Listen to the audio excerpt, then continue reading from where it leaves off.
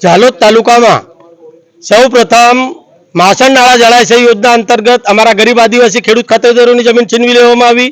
આજે 50 વર્ષ પૂર્ણ થવા આવ્યા, પરંતુ આજ દિન સુધી ખેડૂતોને ના વળતર કે ના જમીન આપવામાં આવી। એ બાદ કાલી ટુ જળાશય યોજના અંતર્ગત 9 ગામોની જમીન છીનવી લેવામાં આવી। આજ દિન સુધી અમને વળતર આપવામાં આવ્યું નથી। તે બાદ દિલ્હીથી બોમ્બે કોરિડોર હાઈવે પસાર કરવા માટે ઝાલોદ તાલુકાના 14 ગામોની જમીન છીનવી લેવામાં આવી।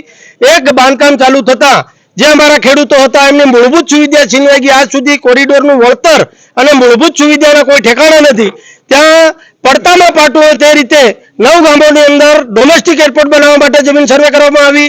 એ ઓછું હોય તો ચાકલિયા વિસ્તારમાં 570 એકર જમીન અમારા ખેડૂતોને છીનવી લઈ જીઆઈડીસી મંજૂર કરવામાં આવી।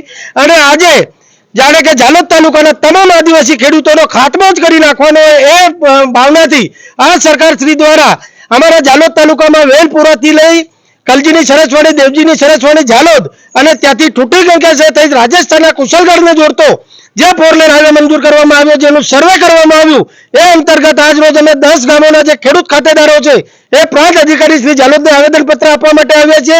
અને આવેદનમાં અમે ચીમકી ઉચ્ચારી છે કે જો સરકારે અમારી જે આદિવાસીઓની જમીન છીનવી લઈ અમારા બાળકોના ભવિષ્ય પર તરફ મારી અમને ભીખ માંગતા કરવાનું જે ષડયંત્ર કર્યું છે, તો ટૂંક સમયની અંદર આ સરકાર અમારા જે નિર્ણયો છે એને પાછા લે, નહીં તો આવનાર સમયની અંદર જ્યારે આદિવાસીઓ અમારા જાગશે ને બાયો ચડાવશે તે વખતે આ સરકાર છે પગ મૂકવાની પણ જગ્યા નહીં મળે।